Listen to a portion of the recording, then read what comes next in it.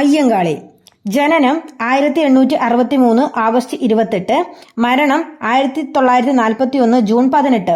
പിതാവ് അയ്യൻ, മാതാവ് മാല, പത്നി ചെല്ലമ്മ. ബാല്യകാല നാമം കാളി. വീട്ടുപേര് പ്ലാവത്തറ വീട്. ജന്മസ്ഥലം പെരുങ്കാട്ടുവിള, വെങ്ങാനൂർ, തിരുവനന്തപുരം.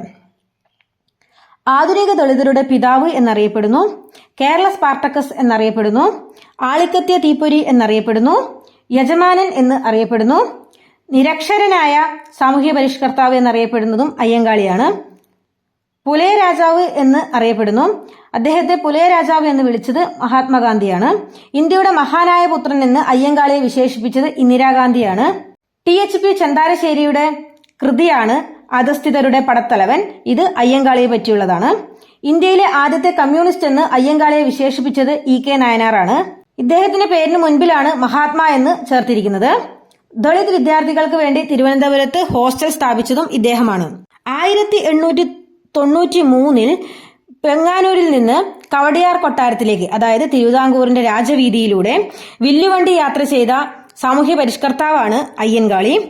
1898 അദ്ദേഹം സഞ്ചാര സ്വാതന്ത്ര്യത്തിന് വേണ്ടി നടന്ന ആദ്യ സായുധ സമരമായിട്ടുള്ള ആറാലും മൂട് ലഹള നടത്തിയത്.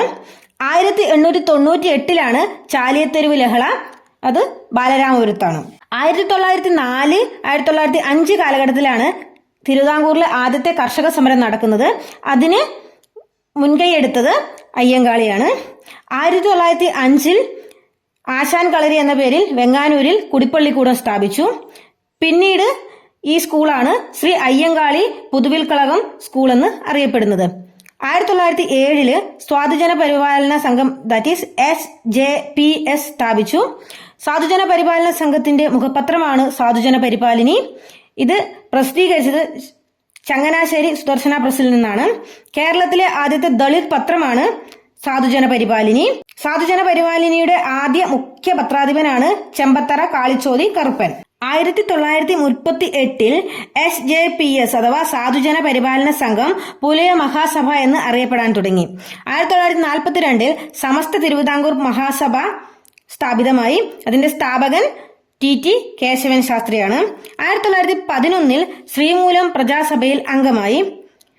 ഇദ്ദേഹമാണ് ശ്രീമൂലം പ്രജാസഭയിൽ അംഗമായ ആദ്യ ദളിത് വംശജൻ. അദ്ദേഹം തുടർച്ചയായി 28 വർഷത്തോളം ശ്രീമൂലം പ്രജാസഭയിൽ അംഗമായിരുന്നു. 1912 ശ്രീനാരായണ ഗുരുവിനെ കണ്ടുമുട്ടി.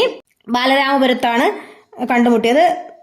ആ സമയത്ത് അദ്ദേഹത്തിന്റെ നേതൃത്വത്തിൽ ബാലരാമപുരത്ത് നെടുമങ്ങാട് ചന്തലഹള നടന്നതും 1912. 1913 കൊച്ചി പുലയം സഭ സ്ഥാപിച്ചു. 1915 കല്ലുമാല സമരം നടന്നു. കല്ലുമാല സമരത്തെയാണ് പെരിന്മാട് ലഹള എന്ന് പറയുന്നത്.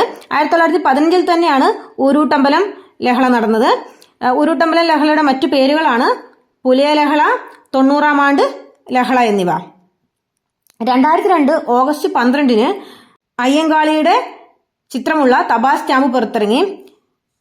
2010 കേരളത്തില് Ayyankali urban employment guarantee scheme ആരംഭിച്ചു.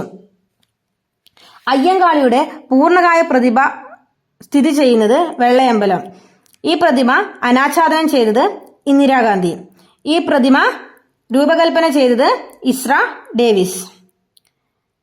അയ്യങ്കാളിയുടെ ശവകുടീരമാണ് പഞ്ചജന്യം എന്നറിയപ്പെടുന്നത്. മുൻപ് ചിത്രകൂടം എന്നാണ് അറിയപ്പെട്ടിരുന്നത്. അത് വെങ്ങാനൂരിലാണ്. ഇനി അദ്ദേഹത്തിന്റെ ചില വചനങ്ങൾ കേൾക്കാം. വിദ്യ നേടുക, സംഘടിക്കുക.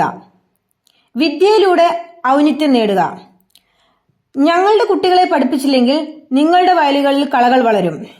എന്റെ സമുദായത്തിൽ നിന്ന് 10 പേരെങ്കിലും BA-ക്കാരായി കാണണം. ഇത് അദ്ദേഹം പറഞ്ഞത് മഹാത്മാഗാന്ധിയോടാണ്. ഈ ക്ലാസ് നിങ്ങൾക്ക് ഇഷ്ടപ്പെട്ടെങ്കിൽ തീർച്ചയായിട്ടും ലൈക്ക് ചെയ്യുക, സബ്സ്ക്രൈബ് ചെയ്യുക.